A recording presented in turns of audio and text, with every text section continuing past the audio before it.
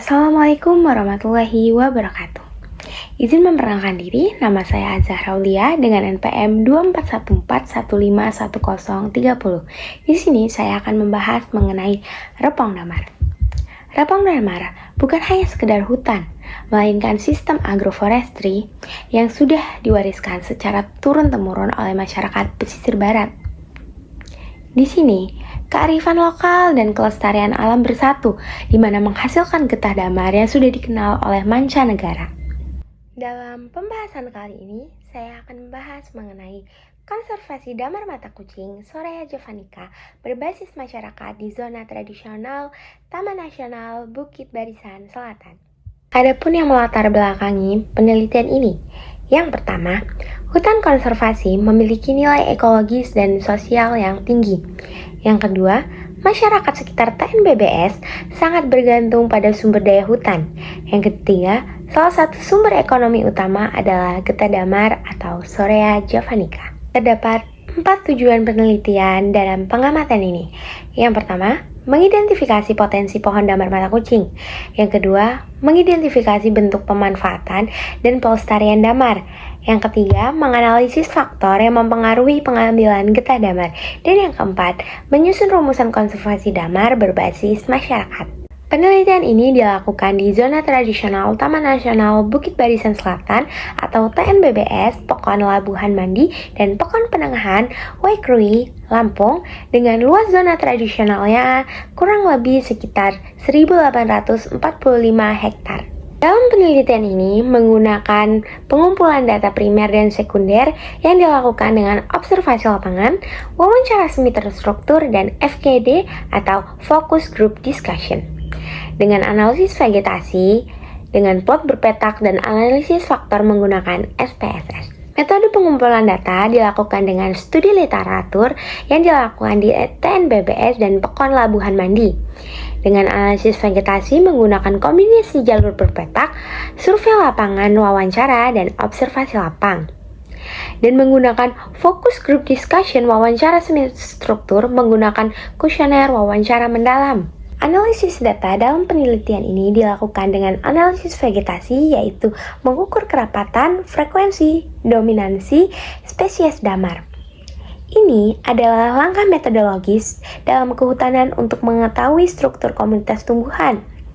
Dengan hasil dominansi damar sebesar 13,1 meter kubik per hektar.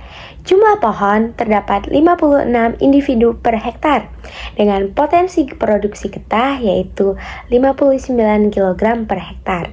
Pada penelitian ini didapatkan potensi dan sebaran pohon damar mata kucing atau Sorea javanica yang terbagi menjadi 4 fase. Yang pertama ada fase semai dengan 100 individu per hektar.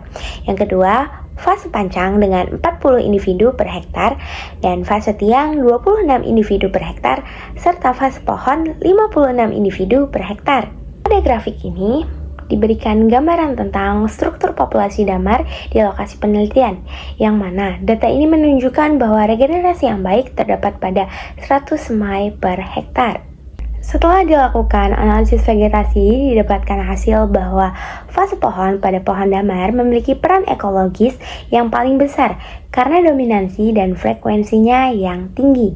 Peta ini menunjukkan bahwa sebaran pohon damar atau Sorea javanica di zona tradisional Taman Nasional Bukit Barisan Selatan.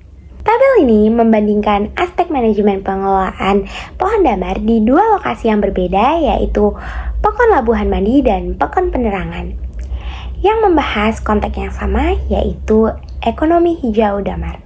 Pada tabel ini menunjukkan bahwa Pekon Penerangan memiliki total rata-rata produksi yang lebih tinggi, yaitu 10,48 kg yang didorong oleh performa yang sangat tinggi pada pohon berdiameter kecil, yaitu 30-39 cm, dan pohon sangat besar, yaitu kurang lebih besar dari 70 cm. Pada gambar ini menyajikan tentang hasil analisis komponen utama atau PCA yang divisualisasikan dalam bentuk biplot untuk variabel responden atau pelaku repong damar.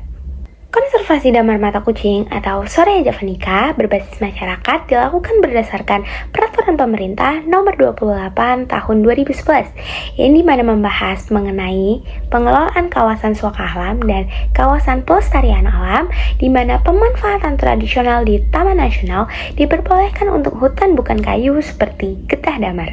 Terdapat permasalahan dari hasil analisis yang dilakukan di Taman Nasional Bukit Barisan Selatan, yaitu izin pemanfaatan getah damar sempat terhenti sejak 2005, yang dimana terdapat ancaman menurunnya minat generasi muda untuk mengelola repong dan kurangnya pembinaan kepada kelompok petani damar atau PMPRD. Jadi, kesimpulannya adalah potensi damar tinggi namun perlu regenerasi dan dukungan kebijakan. Faktor ekonomi menjadi penggerak utama dalam pengelolaan repong dan pendekatan konservasi berbasis masyarakat efektif dalam menjaga kelestarian. Sumber penelitian ini berdasarkan dari jurnal yang ditulis oleh Hikmat dan Kosmayadi di tahun 2014 dengan judul Konservasi Damar Mata Kucing Soraya javanica berbasis masyarakat di zona tradisional Taman Nasional Bukit Barisan Selatan yang dipublish pada jurnal Media Konservasi 19.2 dengan halaman 73 sampai 80. Sekian pembahasan dari saya akhiri. Wassalamualaikum warahmatullahi wabarakatuh.